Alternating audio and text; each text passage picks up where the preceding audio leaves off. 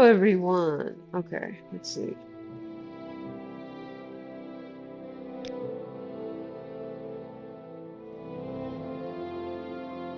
Hello, everyone. We are in Firewatch.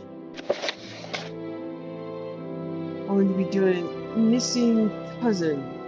Oh, today might be a little rough. I will find out. I just got a new laptop and transferred everything over.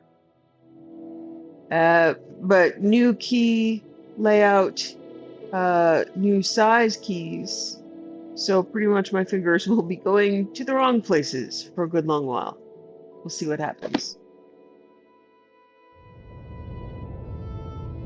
Alright, so missing cousin. I met Suthe in Firewatch, who was looking for his missing cousin, a Khajiit named Shazami. If I find Shazami, I should return to Firewatch and tell Farazad. I believe this was the guy that's at the bottom of the ocean.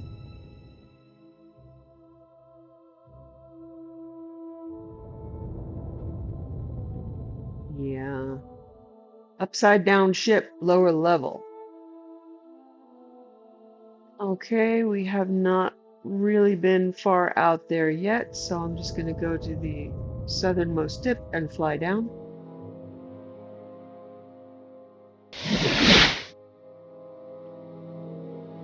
So there's some menu issues. I have a new aspect ratio. I have a new resolution. For a little while there, I did not have a cursor, which is always fun. I think I have it figured out, but we'll find out.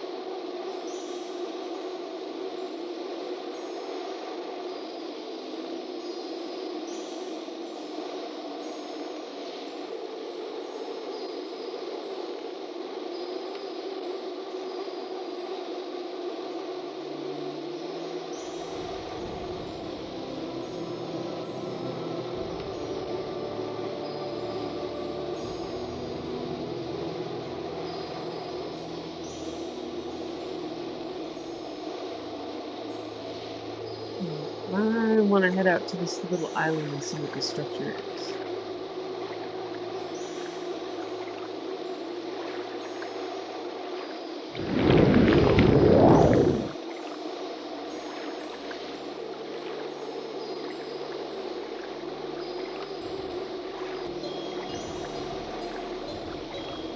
This does not look safe. Good Lord.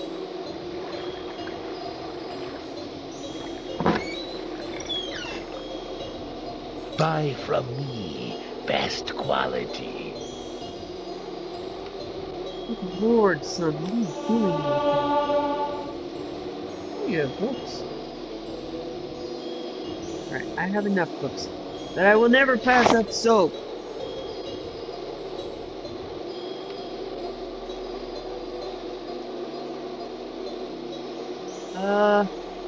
Actually, some of these are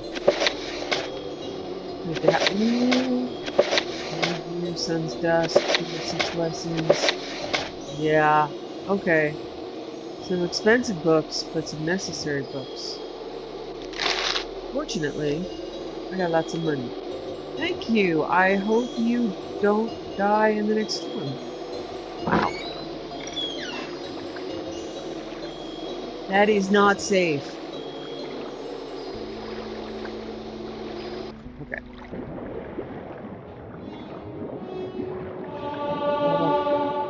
Immediately.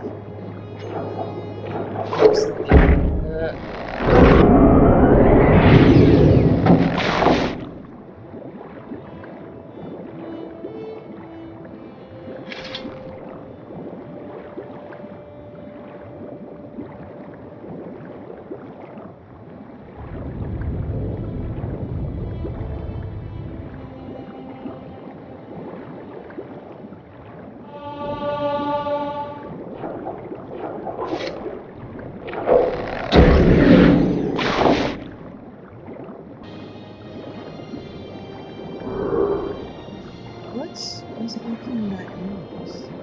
But it looks like I don't like that sound. I I I really don't like that sound.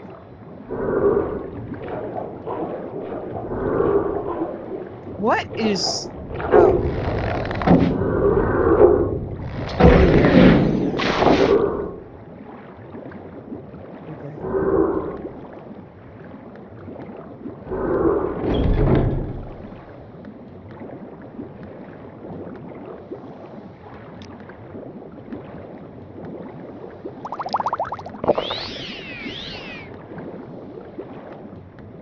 Who gets the feeling this is not going to turn out well?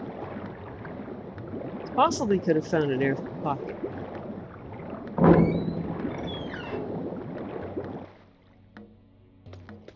Hey!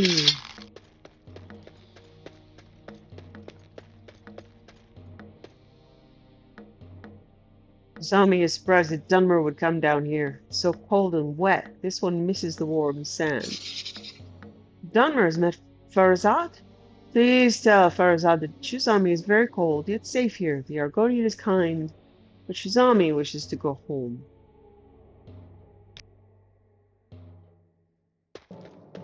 Your turn to talk, ours to listen. What brings you to this secluded place? This is a sanctuary for those in need. If you cause trouble here, you will answer to me. What? Dude, it's a ship.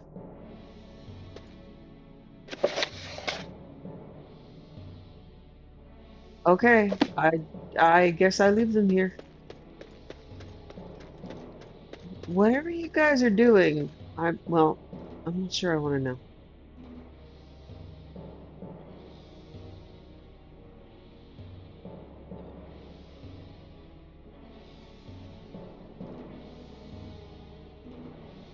Sanctuary.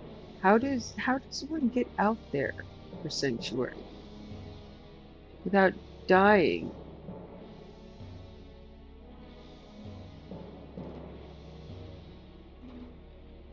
All right, I'm gonna see if I can pick up this quest.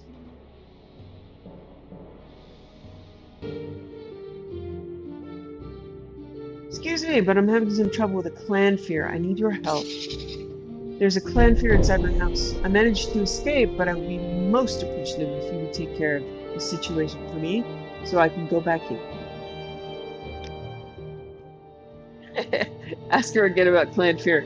It's pretty hard to miss. Okay, we're right here, so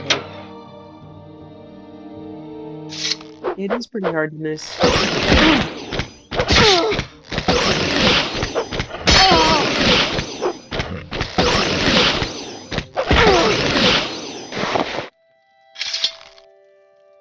Everything looks pretty. It looks really nice, so I'm happy with my new laptop. Every day is St. Plenty's Day in the Legion.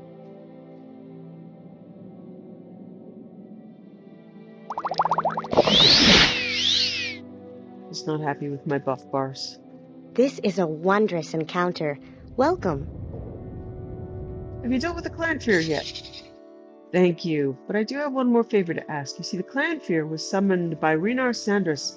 He's been a thorn in my side for months now. The man just doesn't understand the meaning of the word no. He's been trying to woo me since the first day I met him, and he wanted to show off and summon a clan fear. Now he's locked himself in my bedroom like a coward. If you would be so kind, please tell him in no uncertain terms to leave my home and to leave me be.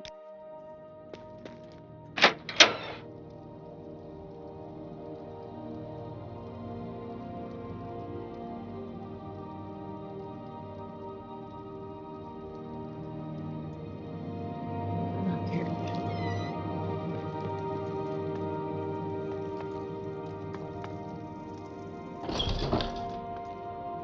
Yes. Please tell Brittany I'm sorry about the clan fear. What? I was only trying to show her how brave I can be. I guess I did a poor job of that. Surely you must have misunderstood her. She can't be asking me to leave. The lady was most precise. That can't be. I love her, and I know that deep down she loves me too. I just have to prove it to her. You can't ask me to give up now. If you don't leave, I'm going to have to call the guards. Okay, I don't want any trouble. I'll follow you. Oh, goody. Sweetheart, you don't... No, no, nobody wants to do that.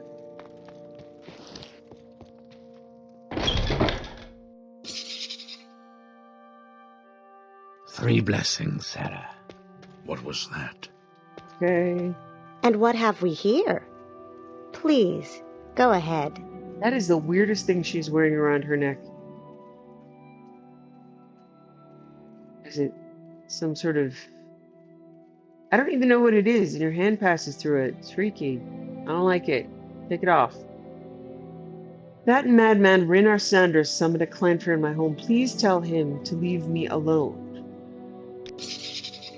Thank you for clearing my house of this foul creature. Plural. Take this with my gratitude. Okay. After the kicking I Guild of Fighters. Yes, Outlander. How do you do? Ready for orders? A local noble, Meren Dilmoon, has been cheated by his business partners. He's a retired merchant, but he decided he'd get back into the game. He was cheated by his new It's business never partners. easy, is However, it? when they took his money, he was cheated by his new business partners, however, when they took his money and ran. The guards won't help, so it's fallen to us. We'll talk to him and see what can be done. He'll be in his manor, next to the Chapel of Akatosh, up by the other high-class buildings.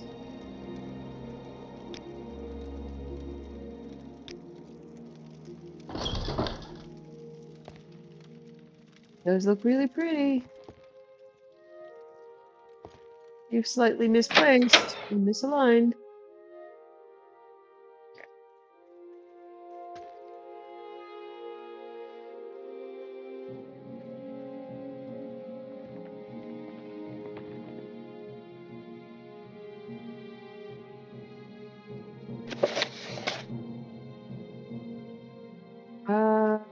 Right. We were supposed to do something, weren't we? Missing cousin. Return to Firewatch and tell Farazad. It's just weird. Who is where exactly?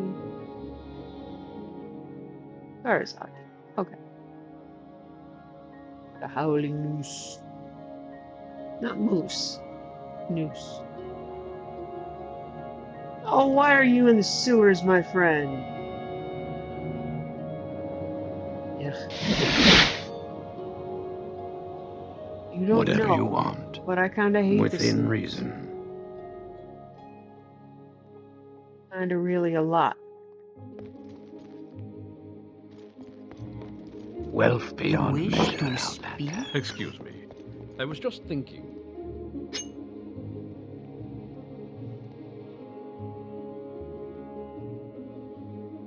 What is going on?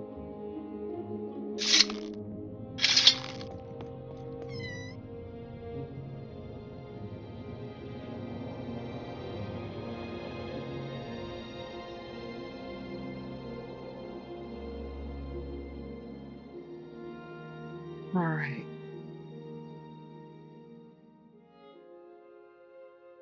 Supposed to be here already.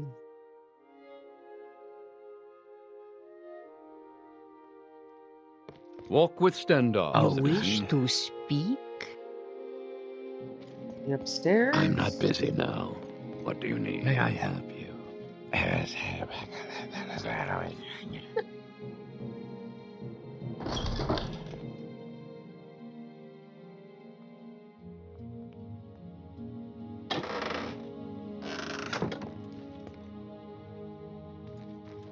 Happy to help.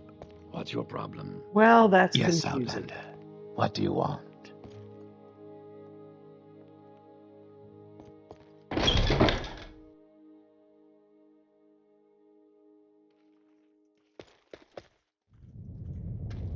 Right there. Okay. Have you found Shazami? Say Shizami is in a sunken ship south of Firewatch? Thank you.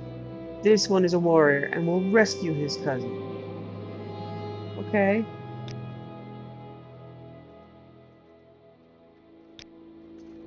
Yes? Wow, that's very unsatisfying as a storyline.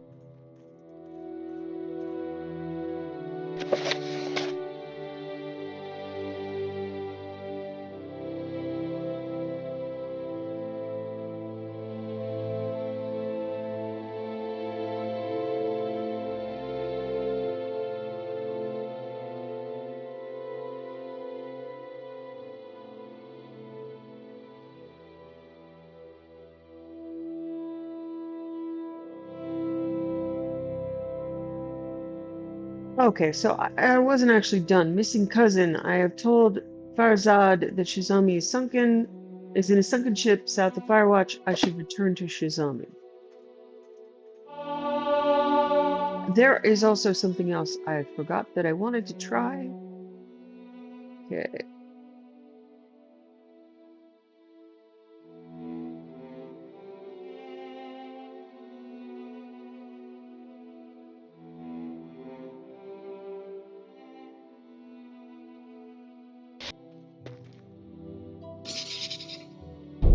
Farzad is here. This one is so happy you are a friend to Shizami. Many blessings to you. Okay. This one must get Shizami out of this place, but Shizami is too scared and lazy to leave. What Shizami needs is a strong drink, something to give him strength and courage. Flynn should do the trick. If you'll bring this one some Flynn, we can leave this place. You know, just after I sell all of my alcohol.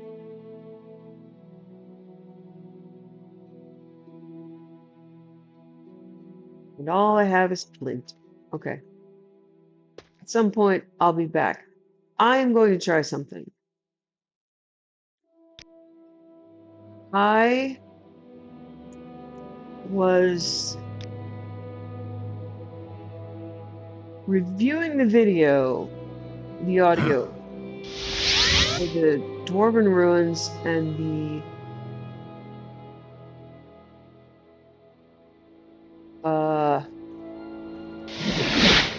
Khajiit that are in the void. Something occurred to me. Oh.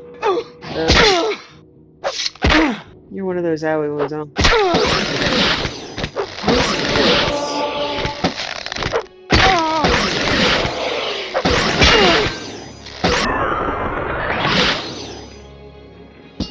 So, there...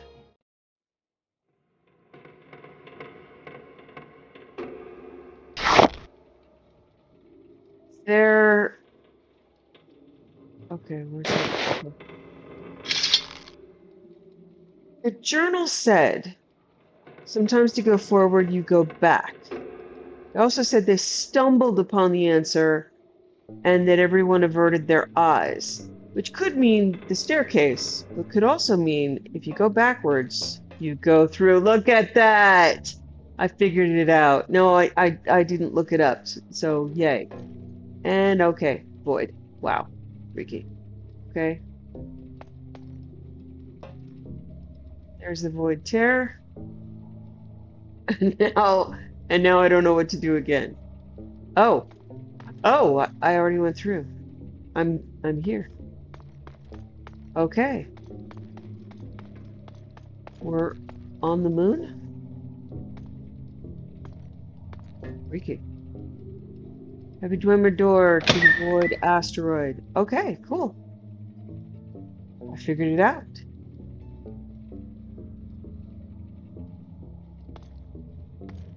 Okay, let me find the place.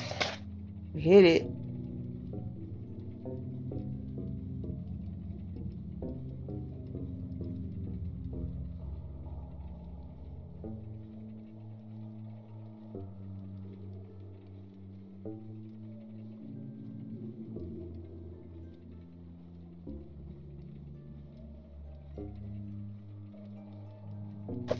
Alright.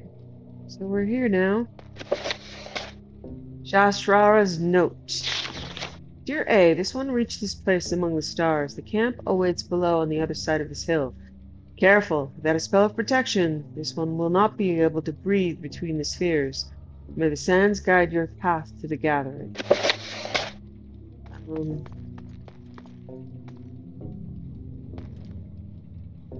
oh,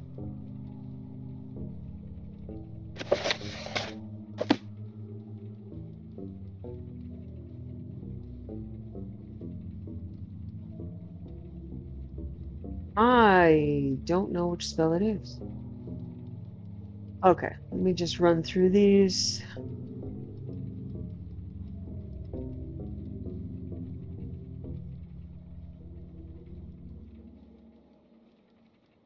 I should have bought this from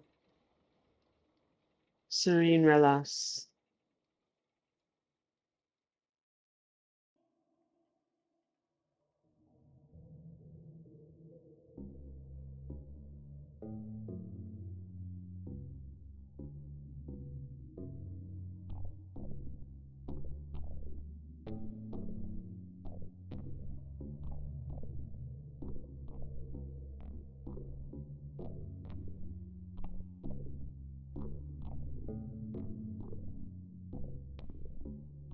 Okay, I am not sure. Let's just find out whether or not my inherent water breathing does this. We're gonna save first. Yeah, that's what we're gonna do. We're gonna save.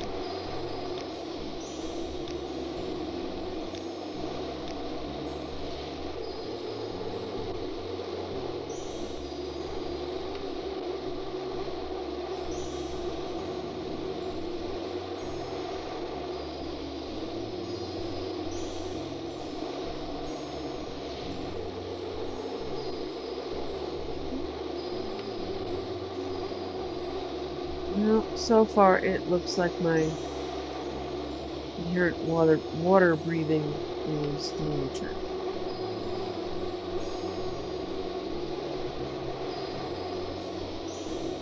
Imagine if I look up, I can see. Wow, I don't even know where up is right now. Okay. So, I think we're on the moon. Um, it's ugly. Oh, it didn't work.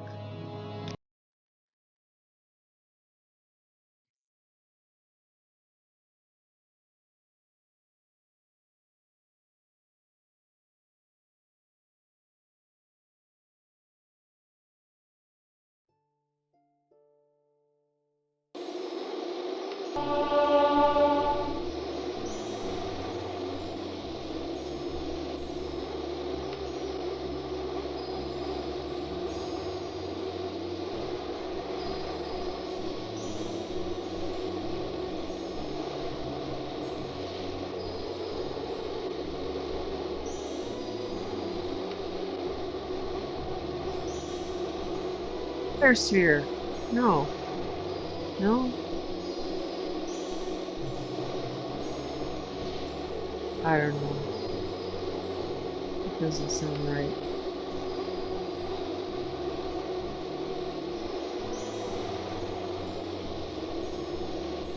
Oh, air sphere is about as close.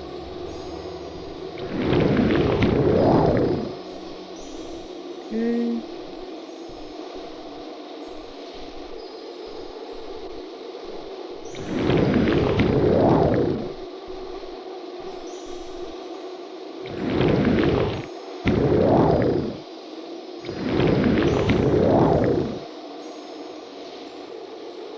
See if we can make it this time. Okay. No, I'm thinking different. Um,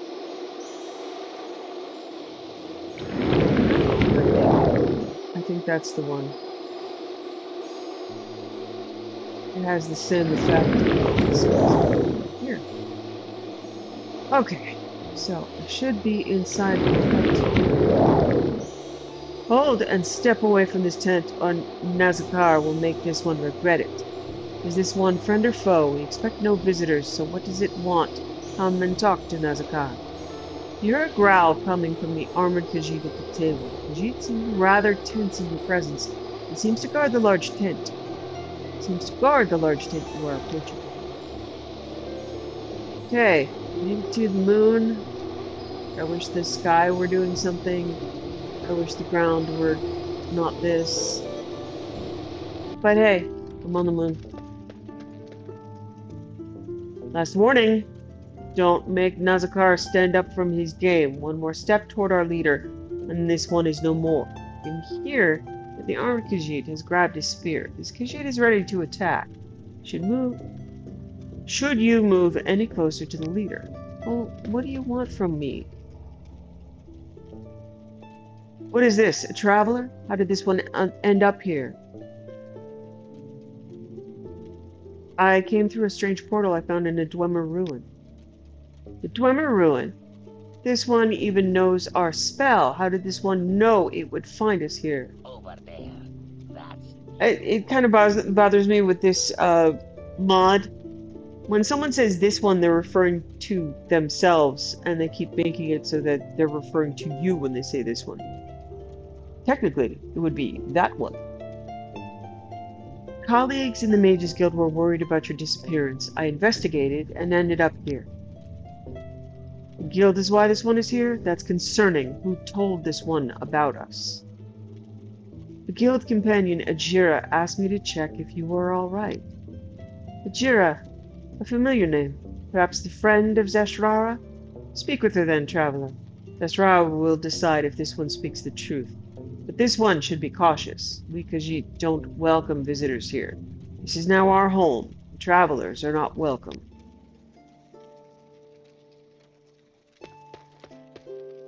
what Khajiit do for you. What can Rashir do for you? Nothing.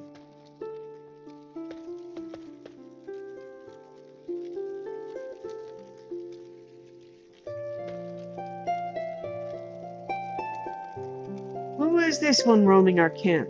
I'm not going to say that. I'm just going to say you, because it's disrespectful. It's racist, is what it is. You should leave. You are in great danger if any of Zesrara's fans feel threatened by you. I've been investigating. Oh, Ajira was worried and asked me to check if you were all right. Does this traveler? Do you know Ajira? Has Ajira told him? Okay. I'm a little upset. Did Ajira tell you? Okay, I'm just going to read the sentences before I say them because they're poorly written. Did Ajira tell you how to find us? Ajira is either very reckless or must have a lot of trust in you to share such information. The presence of you in our new home endangers everything, but that has been accomplished. Everything that has been accomplished so far. A little can be done about it now. You must speak with our leader. Rishajir is in his tent near the telescope. He will decide what to do with you.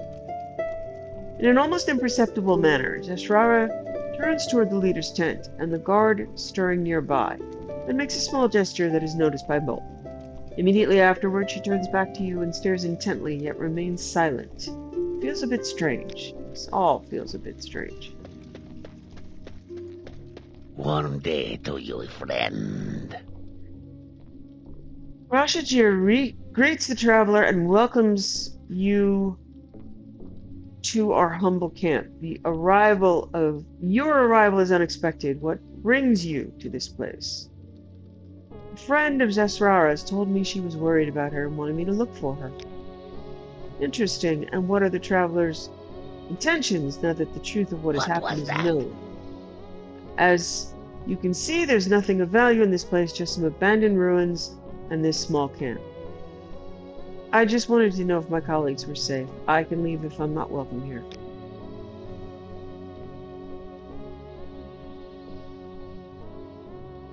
Oh, okay. Let me try to translate. What will happen when you return? Will you tell your friends what we are doing here? I won't tell anyone if you ask me not to. Very well, one last question. What prevents these Khajiit from killing you right now to ensure that your visit to this place will not pose a threat to them in the future?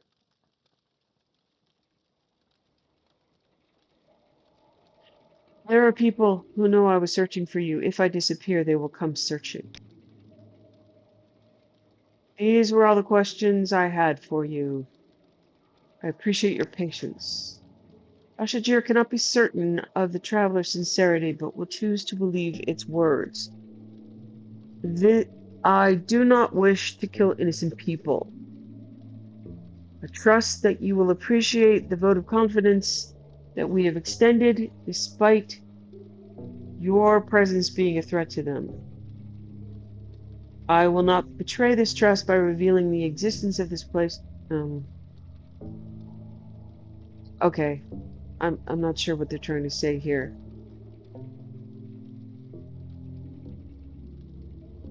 I'm going to say, we hope you will not betray this trust by revealing the existence of this place to others. Should that happen, you and these Khajiit will have to become enemies. We trust that the traveler will appreciate the vote of... Okay, it's a repetition.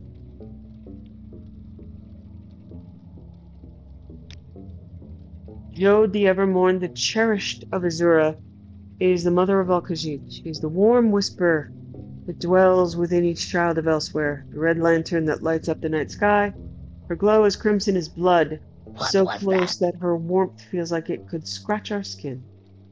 Scorch our skin, yet distant enough to haunt our hearts with longing. Look closely. We are standing right before her. I tried. Okay. I am quickly losing all of my interest in this mod. Okay, there's no sky, there's nothing to see.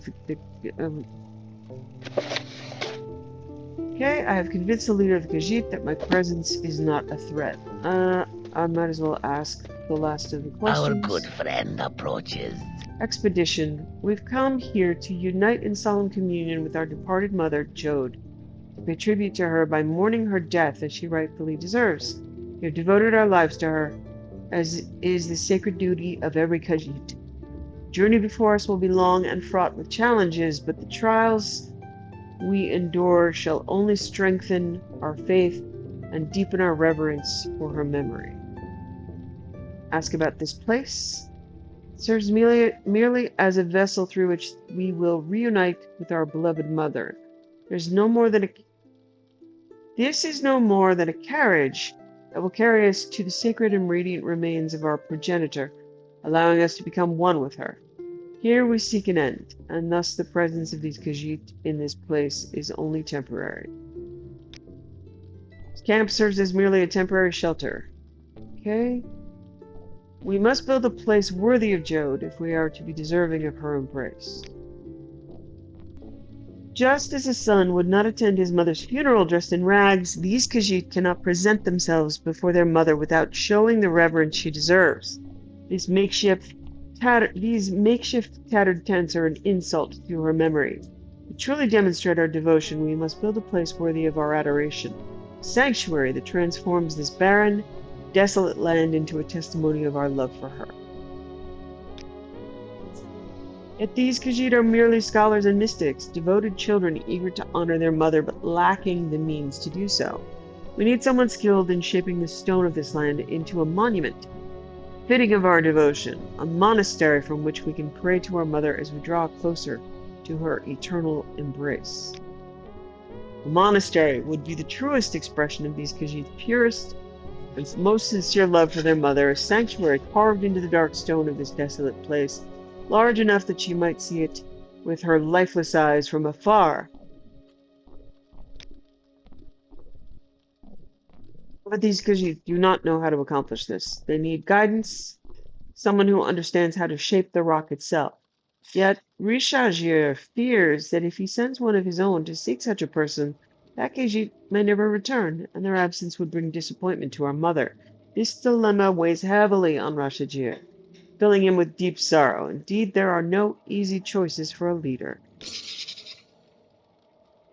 Note the traveler bring Rashajir, a builder skilled enough to carve the stone into a monument worthy of our mother. We will reward you with riches beyond anything you could imagine. But be warned, if the traveler attempts deceit, Rashajir will not hesitate to take its life and offer its lifeless body to our mother. Boy, it just gets so much more fun. Okay. I wish they actually had a night sky. And I don't know if I want to do this. Drovir. What can Drovir do for you? Drovir does not know any builders personally. Recalls that before coming here, several of his companions who frequented the tavern in Caldera spoke of an orc who had recently arrived in town. Apparently, it was common for him to spend his days drinking and boasting about being the best mason Tamriel had ever known. From what his colleagues have spoken, Drovir always bore the impression this orc was nothing more than a fool. Perhaps there's some truth to the boasts. We might indeed be a real mason. That's all we know about this matter. This is nuts. What are you guys eating and drinking?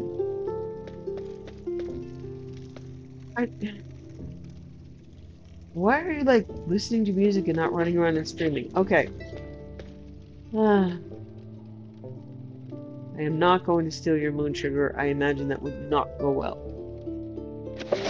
Okay, it's at the top of the list now, and I'm like I did with the other step, I'm gonna think about it before I come back here.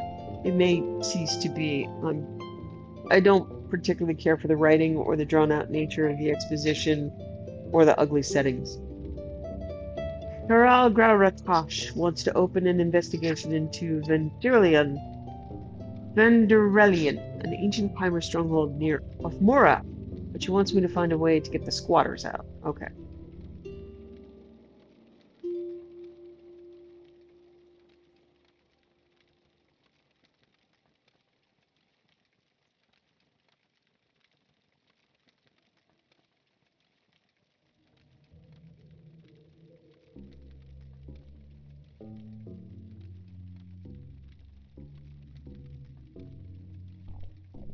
No, Venderelian.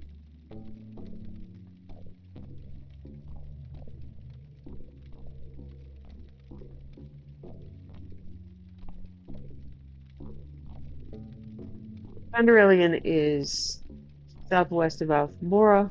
We'll head there.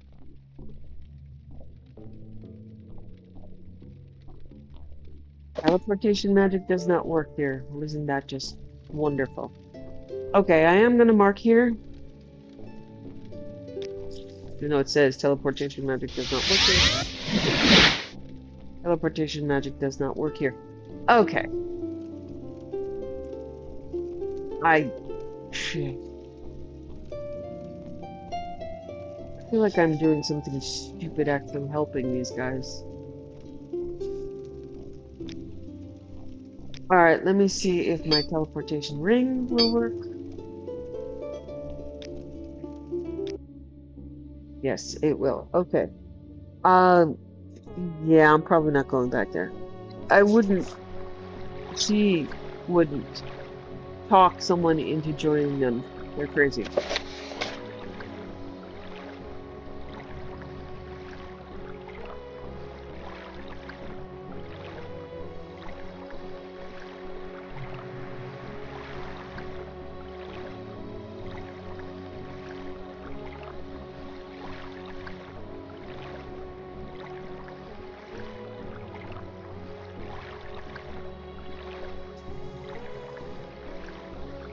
Feel as though it would be irresponsible.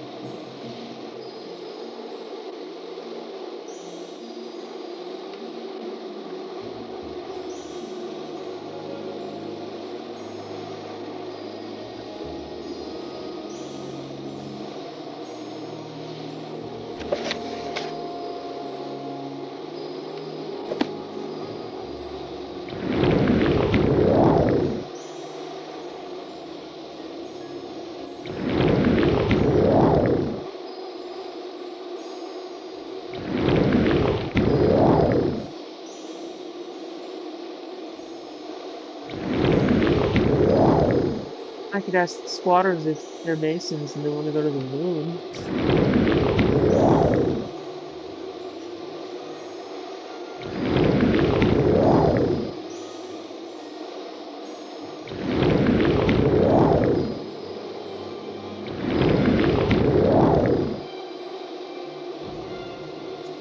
And every time someone promises me something to be amazing, it always ends up being crap.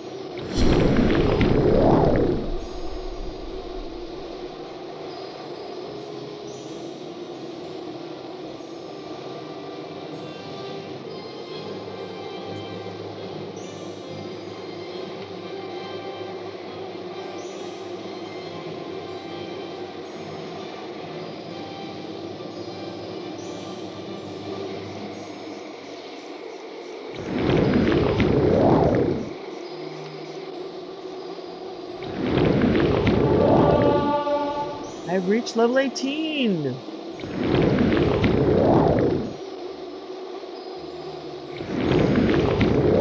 Okay, so before I go delving into this entire place, there are usually buildings on the top that are less dangerous.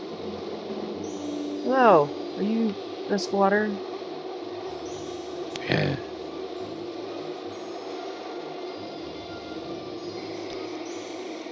After the guards didn't let us enter Ald Uval, we stumbled upon this place and found the dome empty. It could certainly be more comfortable, but I'm just glad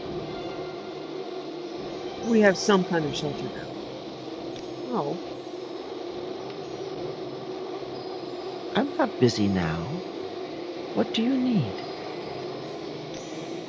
okay, so the dome here.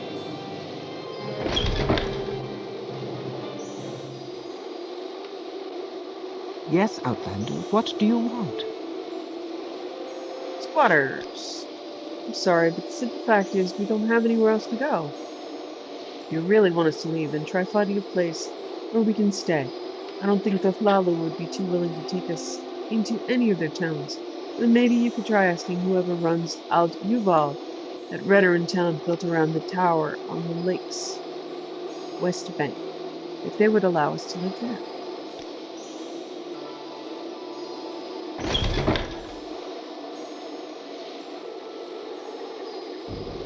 Hey, Netch. Um, are you coming right at me? I think you're coming right at me. Isn't it?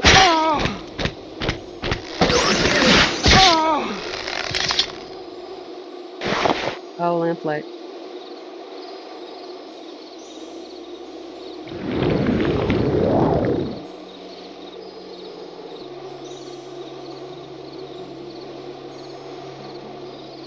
Welcome, friend. You're nearly a legend around here. Please, talk. Oh, wow. I am nearly a legend. That's nice. One nice thing, watch this. It doesn't seem impressive, but to me it is. I can run, and then I can stop. And then I can run, and then I can stop. And I don't keep running for 7 more seconds. I was continually pressing the S key to go back to counteract going forward, which is why I kept like running forward and back and past people, and then, yeah.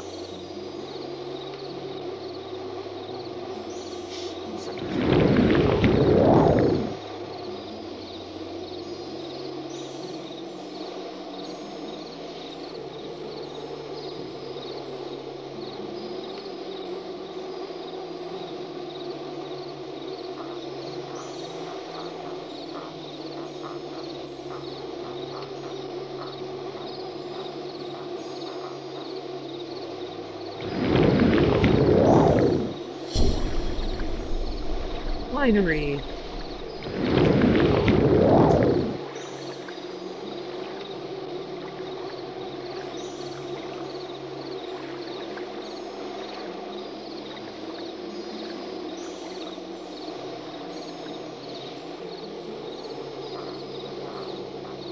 Berries.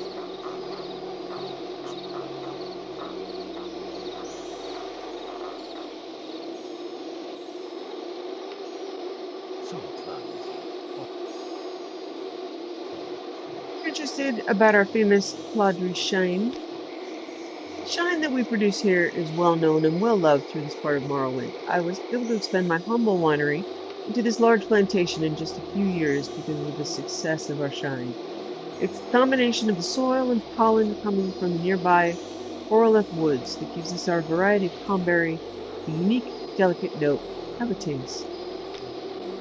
I used to sell my products at the market in Hilarion. Yeah, I got that right. Hilarion. However, Ivel Flarin tore down the old marketplace and imposed a hard-to-get new license for outside traders like me operating in the area. The new rule was so bothersome that I've stopped selling my shine there altogether and started shipping it straight to Narcissus. You thought about selling it to Flarin again then? I have. In fact, I wouldn't have pulled out if not for Evel Flarin's dumb license. Perhaps some of the innkeepers or merchants in Flarenhall would still be interested in selling my shine. If you could find someone in Flarenhall who would be willing to sell some of it, I'd reward you generously with shine and some trading tricks. Yeah, see, so I should probably go and train my mercantile, but at this point I have so much spite toward the East Empire Company that I'm okay sucking. Yeah, I use the word spite. I'm aware it's not a wise strategy.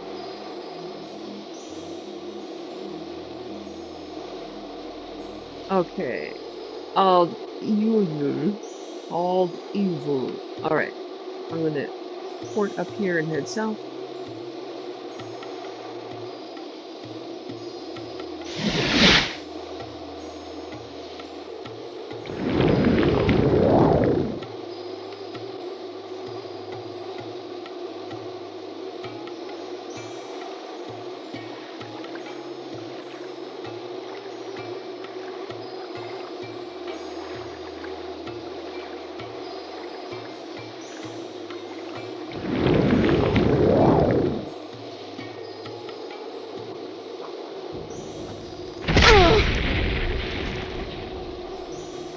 Wow.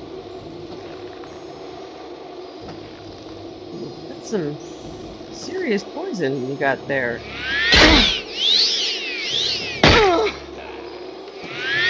Oh. Are you in? Alright. You know what? If only to make the way safer for other travelers. Welcome to End of Life Road.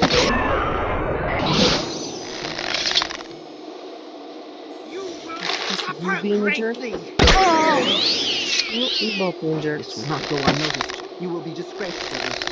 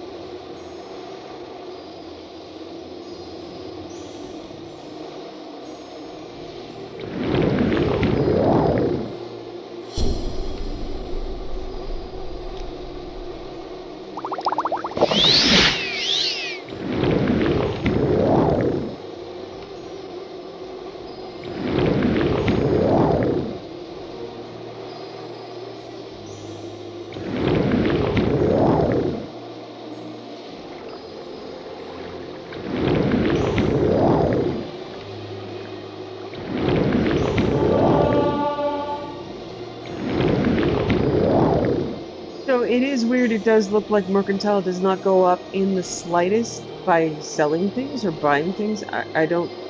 I mean, I've sold a lot Kinsman of of stuff, House Redevin, bought how stuff. may I've I never help seen it you? still go up.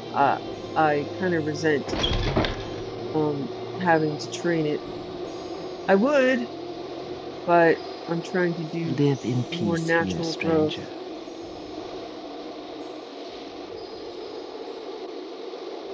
But maybe someday I'll sit down and spend 100,000 on being an awesome major selling person. Okay, what is down there and how do I get to it? This is all up. I wish to go not up. Ah! Look, not up. 3 blessings to you, Outlander. It is a pleasure.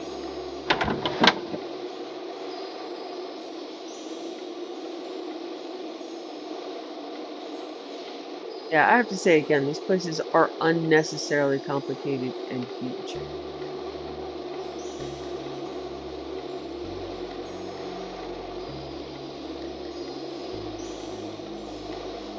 There's someone watching. I can tell.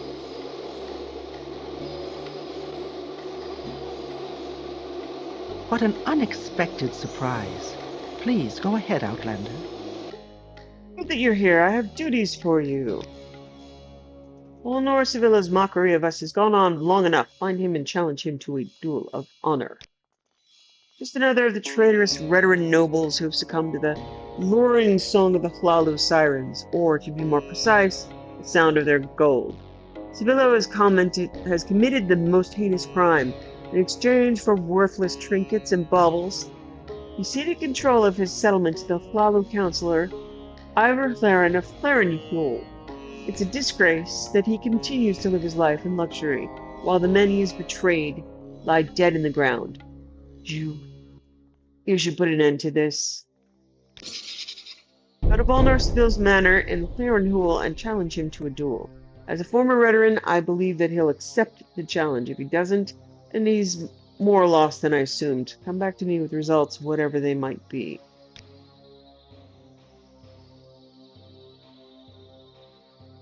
Oh, okay, I can't be advanced. I have to continue on in Vardenfell. Okay. Squatters.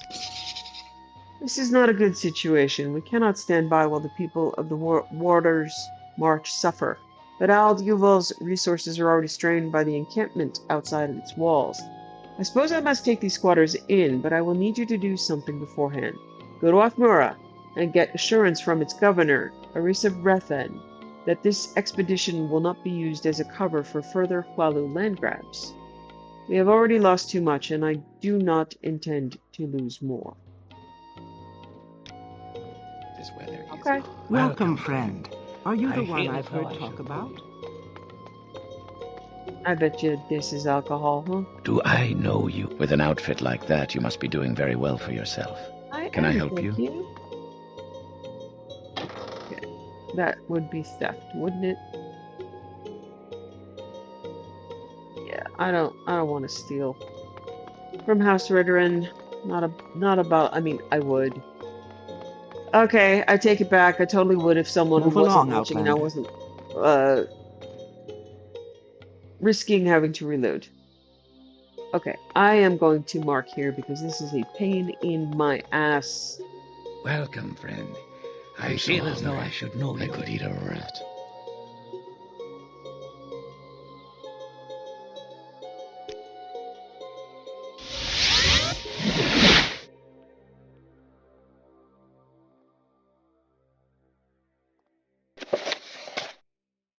Okay, I need to go to the governor of Othmura.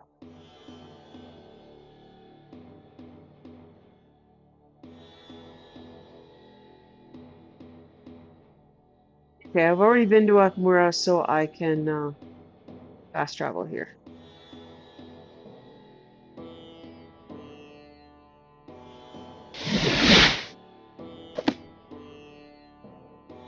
Oh, I like it. Kinsman of House Redoran, my time is precious, so make it quick. Yeah, I like it. I mean, it's not as good as the Inner. I said that very quietly. They couldn't hear me. They don't have to kill me. Yes, Outlander? Squatters! I must say, I'm somewhat hurt that Governor Lendu would believe my house would ever use a research expedition for nefarious purposes, but I can certainly guarantee that your investigation will not be used to cover up Palu's settlement of Redoran territory. Is that satisfactory? I hope so.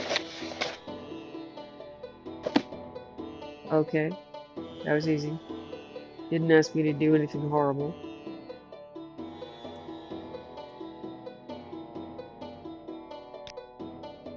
Pretty flowery lanterns.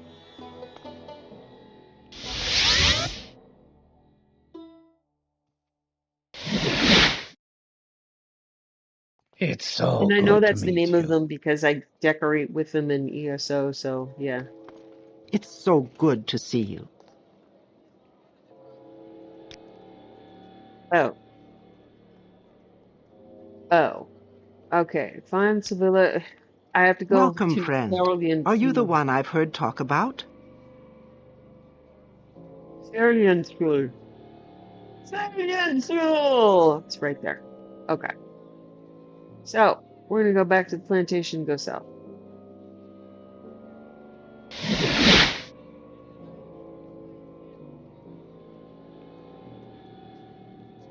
A little foggy, guys. Don't trip on your cranberries. Try not to trip on these giant flower mushroom trees. Pretty cool.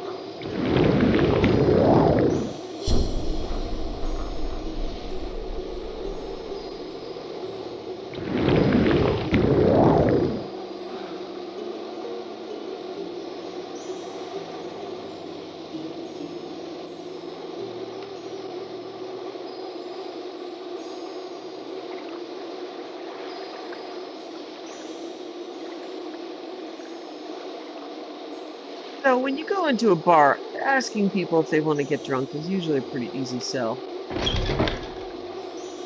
The musty mud crab. Ew. Ugh. Go ahead, Outlander.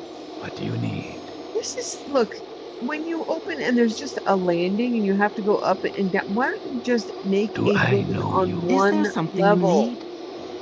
Why is it necessary to be 90% stairs? Oh, it's you. Can I help you? I'm listening.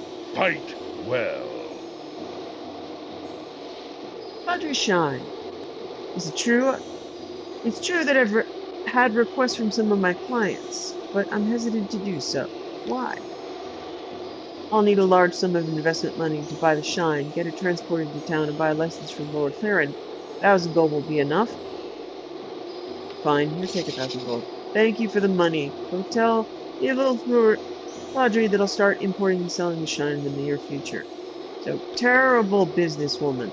Terrible businesswoman. I'm But busy at now. What least do you need? she would be a better architect. Good lord.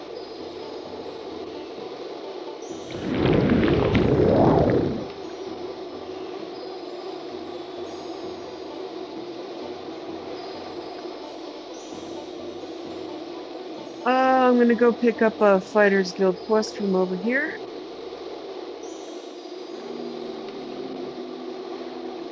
Whatever you're looking for, I'm Terrible sure I don't know businesswoman, how to but find at it. this point, you have to actually call it charity and not business sense. She'd be making different You're on your deals honor.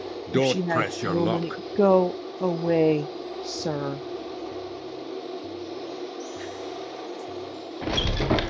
If she only had 30 coins, she wouldn't be doing this, but now she's like, okay, if it helps people, and this case, it helped people get You drunk, seem to so be why doing not? all right for yourself. What can I do for you? Orders! The administration of the shipping office refuses to pay what they ought to. You're going to have to collect taxes from Douglas Phelan. Jarvis Phelan, manager of the Clare Huel shipping office, refuses to pay taxes on the latest shipment. Go to the warehouse building near the docks and force him to pay the sum of 400 gold. Jarvis is a bit of a crook. If he won't yield to a kindly request, find a way to intimidate him. If you can show him and his company that they stand to lose, Jarvis should hand over the coin without hesitation.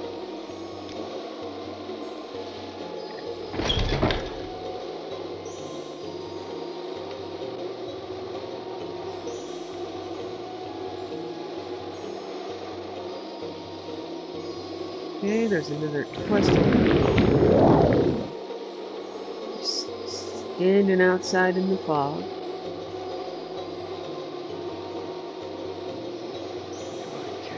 Haven't I heard of you?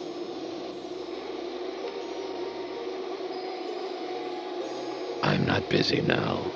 What do you need? Well, you see, my friend, Bolos Brendus. I've been asking everyone who passes through, but nobody wants to help a pauper like me. He's a good friend and a good mer. Can you help me find him? You will? Thank you. We've always looked out for each other, but about a week ago he suddenly disappeared, as if he'd been swept away with the tide. I've asked all over town if anyone's seen him, but nobody takes notice of paupers like us. There's some places that won't even let me in the fancy parts of town up the hill. Maybe you could ask around there. It's a long shot. But if you'd been in one of those establishments, it's not likely they'd have forgotten you.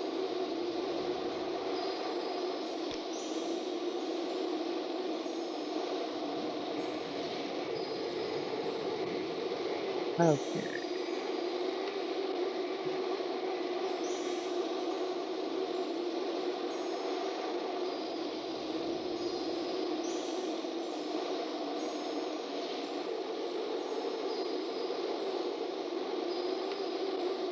So, Claren Hewell, Stabilo Manor.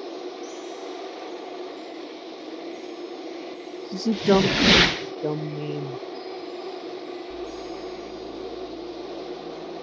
Dumb. And What far can Jeep too do for many You may stairs. speak. Would you build a house that is really nothing but hallways and closets? Masera. It's Wealth beyond terrible. measure out there. It's such a terrible use of the space.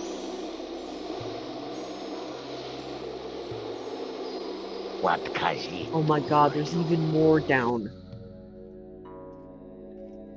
Uh, Khajiit better than Kinsman this. of House Redoran. We work My hard, time is no precious, steal. so make it quick. Make you happy. You may speak. Redden, what are you doing here? Honor Civillo. A duel, you say? Why should I agree to such an absurd proposal? Do you even realize who you are? House Redoran has no authority here. You must remember your days with House Redoran. Don't you have any honor left? Suppose you're right. This is only a matter of time. Very well, come to the Harian Pool Bridge tomorrow at dawn. The matter shall be settled then. Dude, I'm gonna be... Yeah, okay, sure.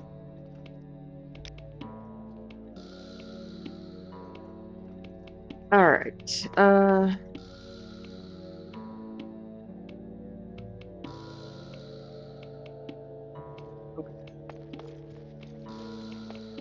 let me out Masera. of this Steven Warren.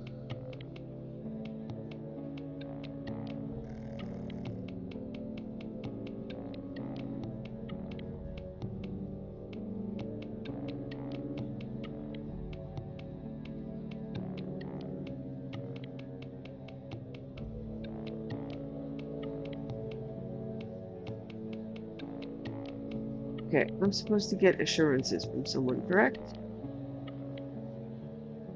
If I can find them.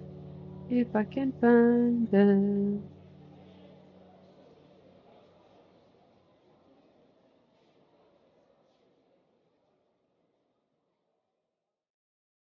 What am I doing?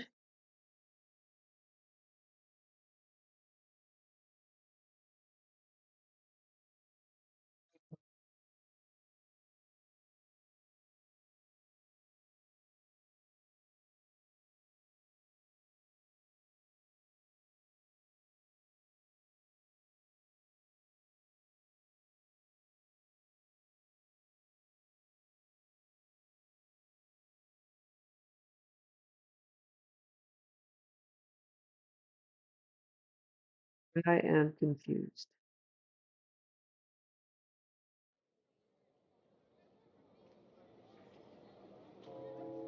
All right, let's try this again.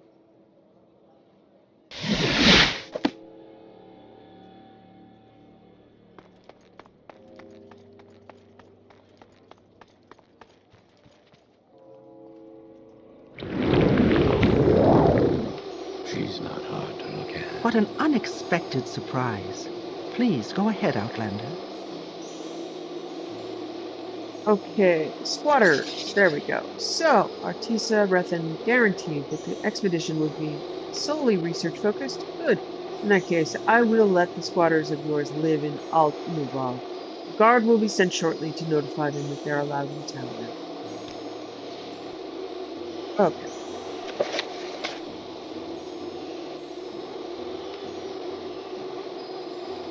So that you let a guard to let them know that they could move.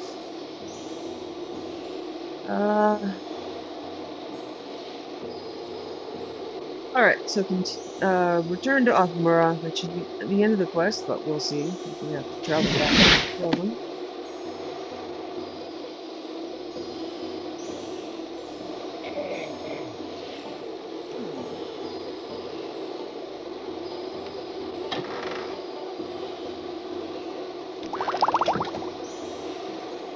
A sincere welcome to you. May you be forever blessed. Have you dealt with the squatters yet? Squatters are gone? Good. Here are your reward. Hopefully you'll find them useful. Speak to me again for further duties. You are to deliver a letter to Rasa Ondusi. I want to let the Archmage's deputy and Narcissus, Rasa Ondusi, know that I'm starting the expedition into Vanderelian. I've been keeping in touch with her about the place. She's interested in the wards and traps it's protected by.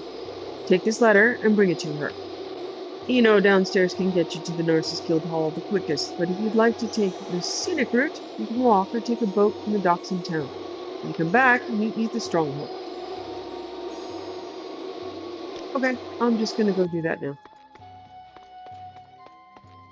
I hate the layout of these places. This is Warm just greetings, crazy. Outlander. May you find me worthy of your attention. Okay. We'll go to Narcissus. Well, Greetings to you. I find myself in pleasant company. Please, share your thoughts. Anything to report on the teleportation errors we discussed? Report back if you learn anything of interest from the Guild Guides in Firewatch, Vivek, or Old Evanhart. Barabbas and Clodius.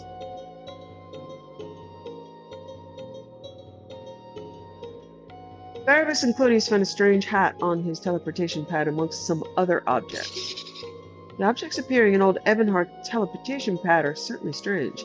Perhaps they were teleported separately from their bearer, which is a frightening thought. That would undermine everything we know about Saladin teleportation. And he gave you the hat? You should hang on to it. Barnabas has an instinct for these things. Anything else to report? Vazarakis told me it teleported an apprentice to Secunda. Oh, don't listen to it. Apprentices aren't permitted to use the guild's Somebody bring a long-distance guar in here? teleportation. Anyway, that beast was just trying to scare you. But if Thazalorcus is willing to admit any difficulty at all in maintaining this Celandine anchor, then something is seriously wrong. We need to get to the bottom of this. Anything else to report? That's it.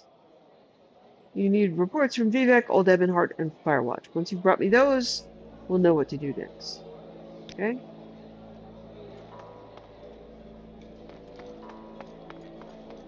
The pleasure is all mine. If you push into the shield just so, then maybe. Ah, I didn't see you there. Did you have the time to attend to some duties for me?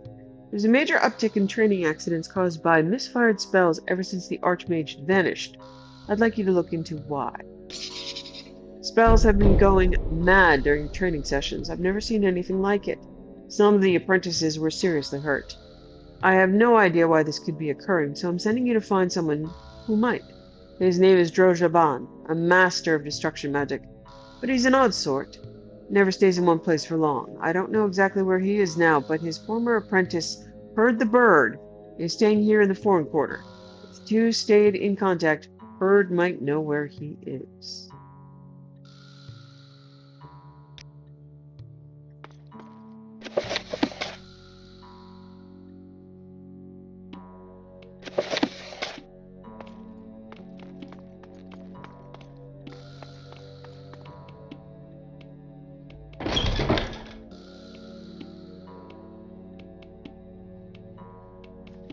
Oh, greetings. How do you do?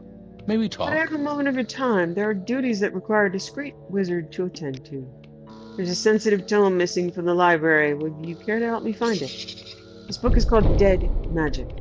It's a transcript of a lecture given by Archmagister Zorotus. That should be explanation enough as to why the book's disappearance could cause a stir. The last thing we need is the blades breathing down our necks, especially with Archmage's Isadora on leave. Ask around if you can't find the one we lost. Another copy would work as well. We can't just have it missing from the archives.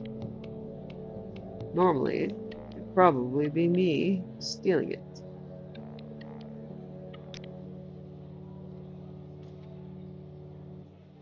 Wow.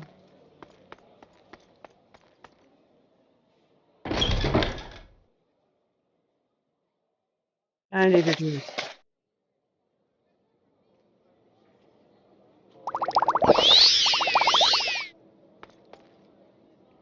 I have a feeling that you and I are about to become very close.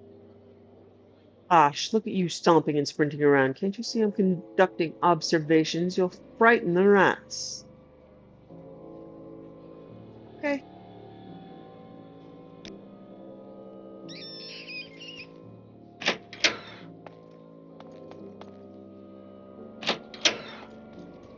The pleasure is all mine. Greetings. If you've come for potions, I'm afraid I can't be of much help at the moment. I do have duties, if that would interest you. It's a small matter you could help me with. I need a control sample of a fortified fatigue potion. My potions have been spoiling almost immediately. It's driving me up the wall. There's nothing wrong with my equipment or my technique. I'm starting to think it's the guild hall that's cursed. I'd like to test it, but I need a quality potion of fortified fatigue that was brewed somewhere else. Bring me one, and I'll have a reward for you.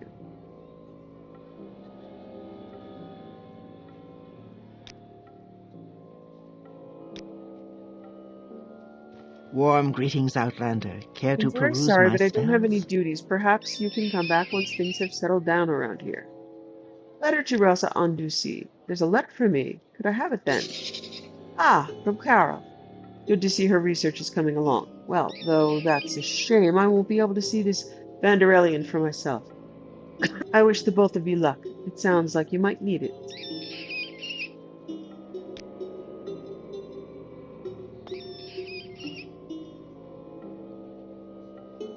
Arboretum.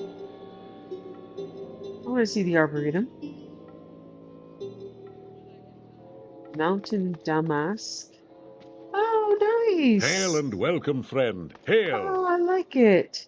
And they're not marked steel. I could grab all of them, but I'm gonna leave them be. Ooh, I want to go see what's up here. Silver Stalk. Tana. Wow. Cool stuff. Rural Myces Philostachydus. Mammaria formosa. Ooh, neato. What are you? You're a big old driftwood cactus. Okay.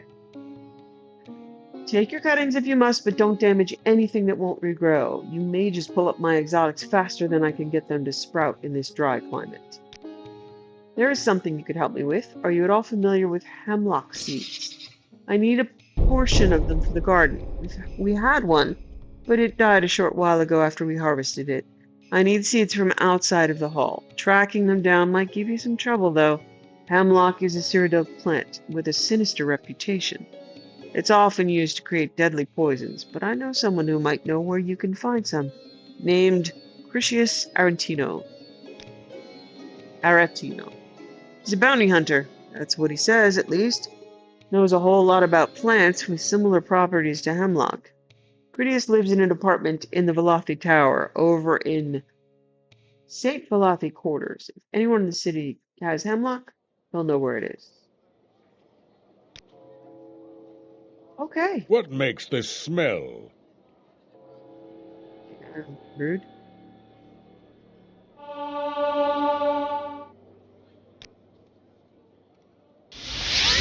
Okay. Time for books. Glad I got the world up and running.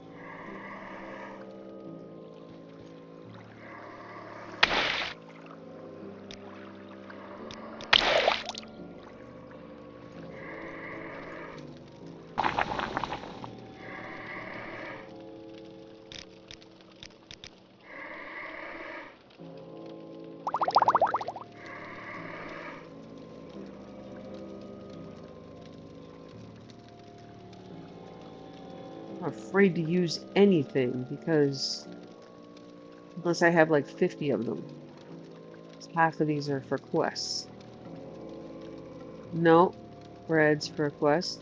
Don't do it. Pretty sure salt rice and bread are okay. Double up on the carbs.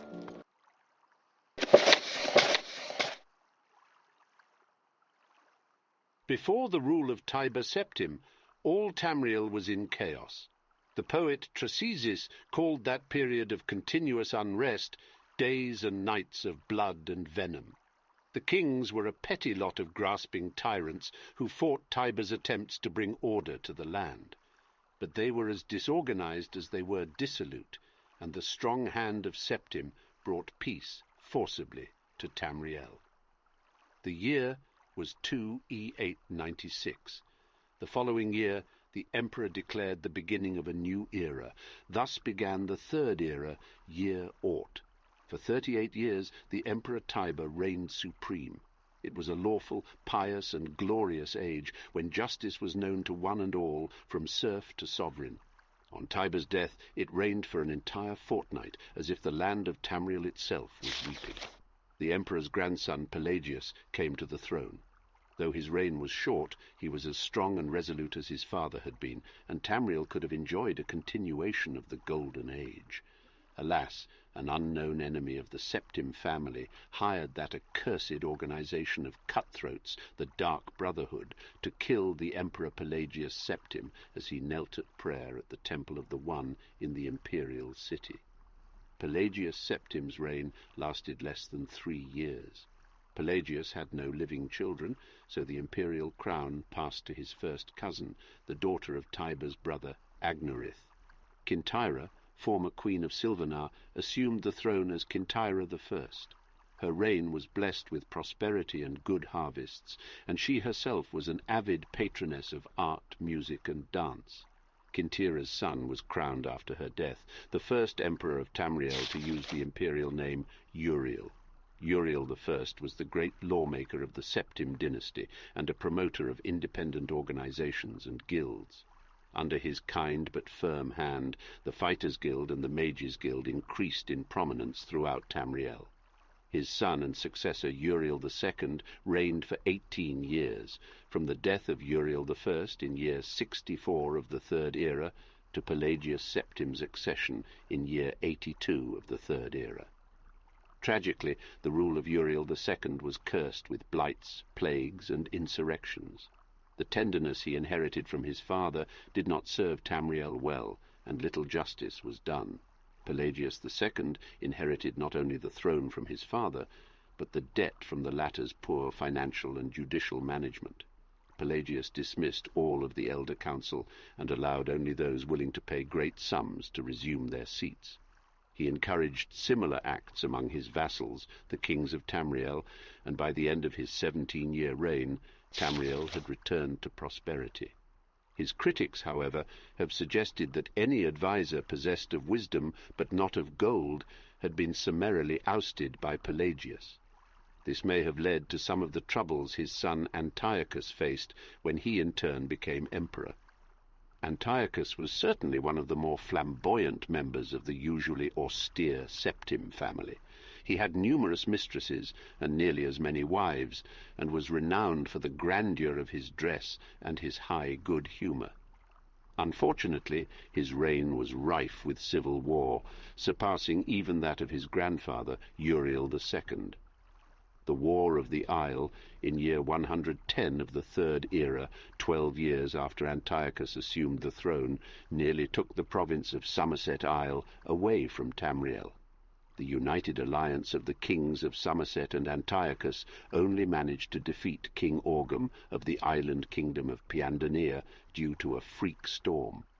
Legend credits the Sigic order of the Isle of Artium with the sorcery behind the tempest. The story of Kintira II, heiress to her father Antiochus's throne, is certainly one of the saddest tales in imperial history. Her first cousin Uriel, son of Queen Patima of Solitude, accused Kintira of being a bastard, alluding to the infamous decadence of the imperial city during her father's reign. When this accusation failed to stop her coronation, Uriel bought the support of several disgruntled kings of High Rock, Skyrim, and Morrowind, and with Queen Patima's assistance he coordinated 3 attacks on the Septim Empire. The first attack occurred in the Iliac Bay region, which separates High Rock and Hammerfell. Kintira's entourage was massacred and the empress taken captive. For 2 years, Kintira II languished in an imperial prison believed to be somewhere in Glenpoint or Glenmoral before she was slain in her cell under mysterious circumstances. The second attack was on a series of imperial garrisons along the coastal Morrowind Islands. The Empress's consort, Contin Arinx, fell defending the forts. The third and final attack was a siege of the imperial city itself, occurring after the Elder Council had split up the army to attack western High Rock and eastern Morrowind. The weakened government had little defence against Uriel's determined aggression, and capitulated after only a fortnight of resistance. Uriel took the throne that same evening and proclaimed himself Uriel III, Emperor of Tamriel. The year was 121 of the Third Era. Thus began the War of the Red Diamond, described in Volume 2 of this series. Volume 1 of this series described in brief the lives of the first 8 emperors of the Septim dynasty, beginning with the glorious Tiber Septim, and ending with his great-great-great-great-grandniece, Kintira II. Kintira's murder in Glenpoint while in captivity is considered by some to be the end of the pure strain of Septim blood in the imperial family. Certainly it marks the end of something significant. Uriel III not only proclaimed himself Emperor of Tamriel, but also Uriel Septim III, taking the eminent surname as a title. In truth, his surname was Mantiarco from his father's line. In time, Uriel III was deposed and his crimes reviled, but the tradition of taking the name Septim as a title for the Emperor of Tamriel did not die with him. For 6 years, the War of the Red Diamond, which takes its name from the Septim family's famous badge, tore the empire apart. The combatants were the 3 surviving children of Pelagius Septim, the second Patima, Sepphoris, and Magnus, and their various offspring. Patima, of course, supported her son, Uriel III, and had the combined support of all of Skyrim and northern Morrowind. With the efforts of Sepphoris and Magnus, however, the province of High Rock turned coat. The provinces of Hammerfell, Somerset Isle, Valenwood, Elswere, and Black Marsh were divided in their loyalty, but most kings supported Sepphoris and Magnus. In year 127 of the Third Era, Uriel III was captured at the Battle of Ichidag in Hammerfell. En route to his trial in the imperial city, a mob overtook his prisoner's carriage and burned him alive within it. His captor and uncle continued on to the imperial city, and by common acclaim was proclaimed Sepphoris I, Emperor of Tamriel. Sepphoris's reign was marked by nothing but war. By all accounts, he was a kind and intelligent man, but what Tamriel needed was a great warrior, and he, fortunately, was that. It took an additional 10 years of constant warfare for him to defeat his sister Patima, the so-called Wolf Queen of Solitude, who died in the siege of her city-state in the year 137. Sepphoris survived his sister by only 3 years. He never had time during the war years to marry, so it was his brother, the fourth child of Pelagius Septim II, who assumed the throne. The Emperor Magnus was already elderly when he took up the imperial diadem, and the business of punishing the traitorous kings of the War of the Red Diamond drained much of his remaining strength. Legend accuses Magnus's son and heir, Pelagius Septim III, of patricide, but that seems highly unlikely, for no other reason than that Pelagius was king of solitude following the death of Fatima, and seldom visited the imperial city. Pelagius Septim III, sometimes called Pelagius the Mad, was proclaimed emperor in the 145th year of the Third Era. Almost from the start, his eccentricities of behavior were noted at court. He embarrassed dignitaries, offended his vassal kings, and on one occasion marked the end of an imperial grand ball by attempting to hang himself. His long-suffering wife was finally awarded the regency of Tamriel, and Pelagius Septim III was sent to a series of healing institutions and asylums until his death in year 153 of the Third Era at the age of 34. The Empress Regent of Tamriel was proclaimed Empress Kateriah I upon the death of her husband. Some who do not mark the end of the Septim bloodline with the death of Kintira II consider the ascendancy of this dark elf woman the true mark of its decline. Her defenders, on the other hand, assert that though Kataria was not descended from Tiber, the son she had with Pelagius was, so the imperial chain did continue. Despite racist assertions to the contrary, Kataria's 46-year reign was one of the most celebrated in Tamriel's history. Uncomfortable in the imperial city, Kataria travelled extensively throughout the empire, such as no emperor ever had since Tiber's day. She repaired much of the damage that previous emperors' broken alliances and bungled diplomacy created. The people of Tamriel came to love their empress far more than the nobility did. Kateriah's death in a minor skirmish in Black Marsh is a favourite subject of conspiracy-minded historians. The sage Montelius's discovery, for instance, of a disenfranchised branch of the Septim family and their involvement with the skirmish was a revelation indeed. When Cassinda assumed the throne upon the death of his mother, he was already middle-aged. Only half-elven, he aged like a Breton.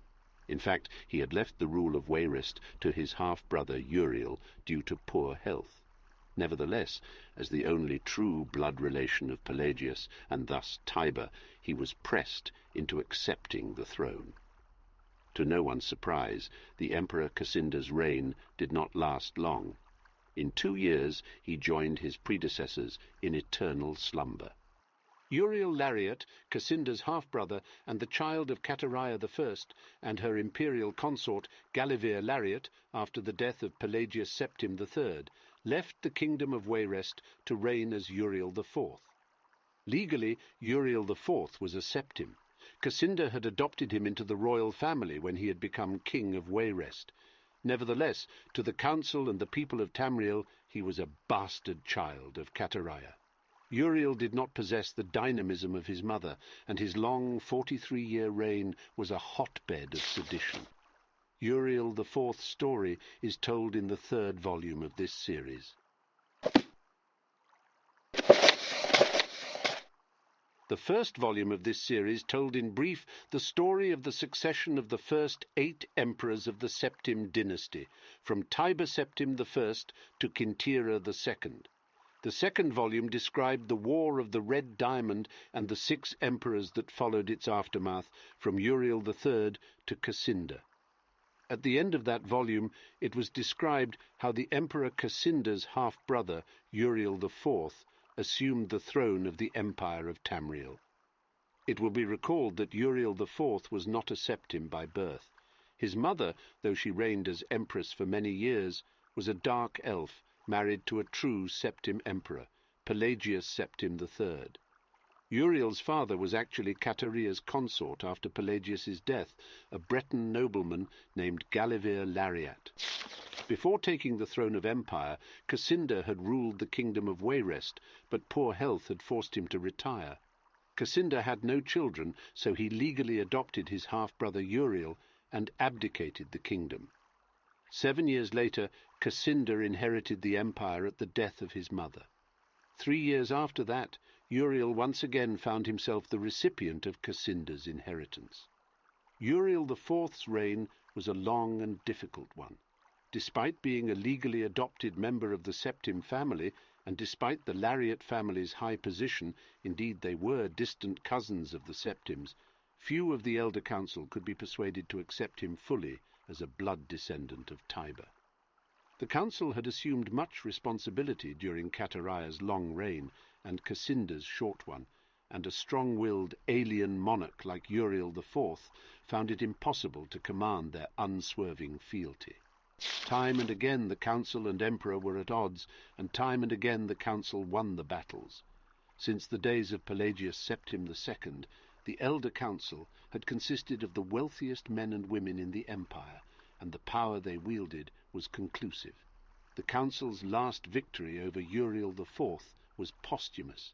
Andorac Septim, Uriel IV's son, was disinherited by vote of council, and a cousin more closely related to the original Septim line was proclaimed Tephorus II in year 247 of the Third Era. For the first 9 years of Sepphoris II's reign, those loyal to Andorac Septim battled the imperial forces.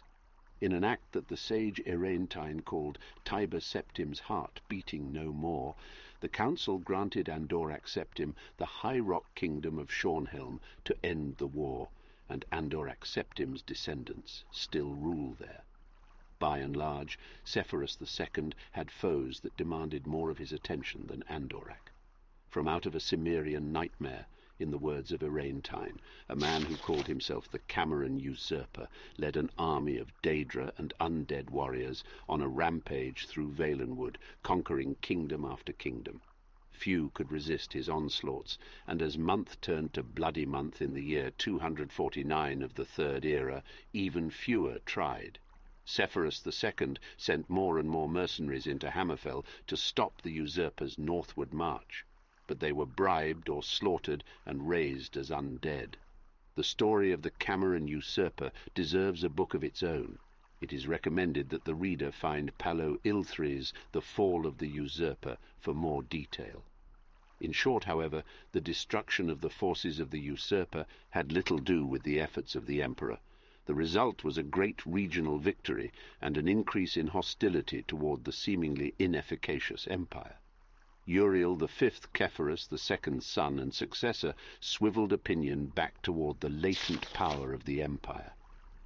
Turning the attention of Tamriel away from internal strife, Uriel V embarked on a series of invasions, beginning almost from the moment he took the throne in year 268 of the Third Era. Uriel V conquered Roscrea in 271, Cathnoci in 276, Ineslia in 279, and Esroniet in 284. In year 288, he embarked on his most ambitious enterprise, the invasion of the continent kingdom of Akavir. This ultimately proved a failure, for 2 years later Uriel V was killed in Akavir on the battlefield of Ionith. Nevertheless, Uriel V holds a reputation second only to Tiber as one of the 2 great warrior emperors of Tamriel. The last 4 emperors, beginning with Uriel V's infant son, are described in the 4th and final volume of this series.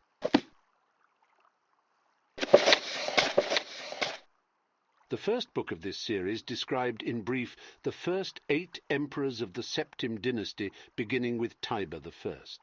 The second volume described the War of the Red Diamond and the 6 emperors who followed. The third volume described the troubles of the next 3 emperors, the frustrated Uriel IV, the ineffectual Sepphoris II, and the heroic Uriel V. On Uriel V's death across the sea in distant hostile Akavir, Uriel VI was but 5 years old. In fact, Uriel VI was born only shortly before his father left for Akavir.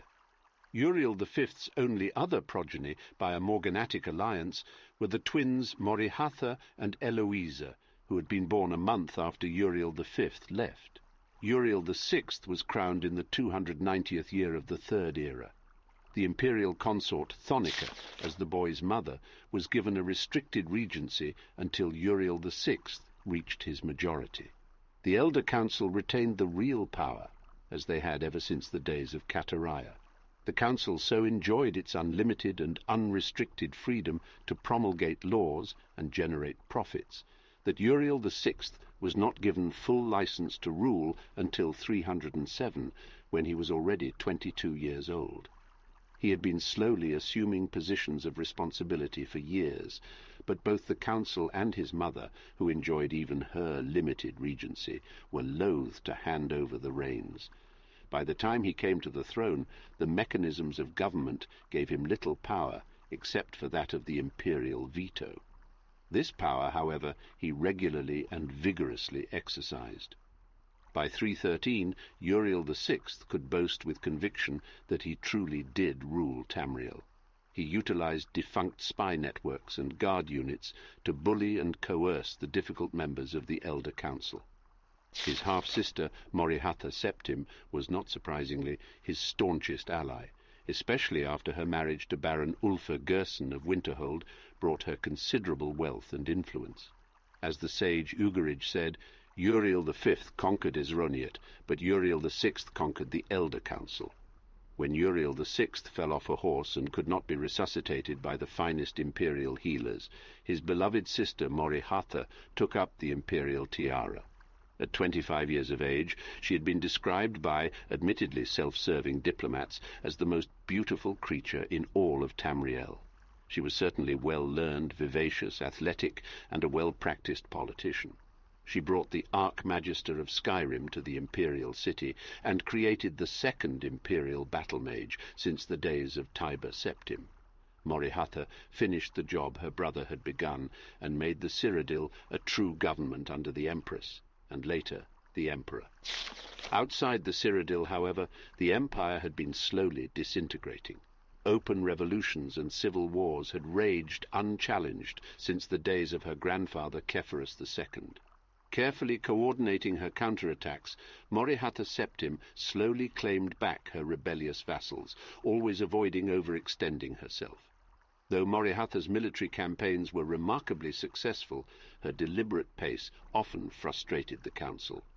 One councilman, an Argonian who took the Colovian name of Thoricles Romus, furious at her refusal to send troops to his troubled Black Marsh, is commonly believed to have hired the assassins who claimed her life in year 339 of the Third Era. Romus was summarily tried and executed, though he protested his innocence to the last. Morrihatha had no surviving children, and Eloisa had died of a fever 4 years before. Eloisa's 25-year-old son Pelagius was thus crowned Pelagius Septim IV. Pelagius Septim IV continued his aunt's work, slowly bringing back under his wing the radical and refractory kingdoms, duchies and baronies of the empire. He exercised Morrihatha's poise and circumspect pace in his endeavours, but alas, he did not attain her success. The kingdoms had been free of constraint for so long that even a benign imperial presence was considered odious. Nevertheless, when Pelagius died after a notably stable and prosperous 29-year reign, Tamriel was closer to unity than it had been since the days of Uriel I. Our current emperor, His Awesome and Terrible Majesty Uriel Septim VII, son of Pelagius, has the diligence of his great-aunt Morrihatha, the political skill of his great-uncle Uriel VI, and the military prowess of his great-grand-uncle Uriel V. For 21 years he reigned and brought justice and order to Tamriel. In the year 389 of the Third Era, however, his imperial battle mage, Jaeger Tharn, betrayed him. Uriel VII was imprisoned in a dimension of Tharn's creation, and Tharn used his sorcery of illusion to assume the emperor's aspect. For the next 10 years, Tharn abused imperial privilege, but did not continue Uriel VII's schedule of reconquest. It is not yet entirely known what Tharn's goals and personal accomplishments were during the 10 years he masqueraded as his liege lord. In year 399, an enigmatic champion defeated the battle mage in the dungeons of the imperial palace and freed Uriel VII from his other dimensional jail. Since his emancipation, Uriel Septim VII has worked diligently to renew the battles that would reunite Tamriel. Tharn's interference broke the momentum, it is true, but the years since then have proven that there is hope of the golden age of Tiber Septim's rule, glorifying Tamriel once again.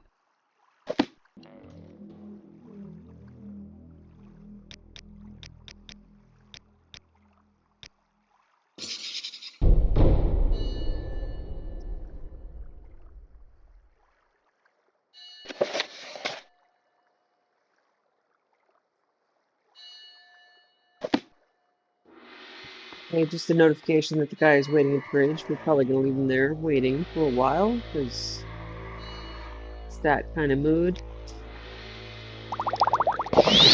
She still has some lingering thoughts about Khajiit on the moon, and she decides there are followers of Sheogorath, and she really can't in good conscience lead anyone else there with that much risk.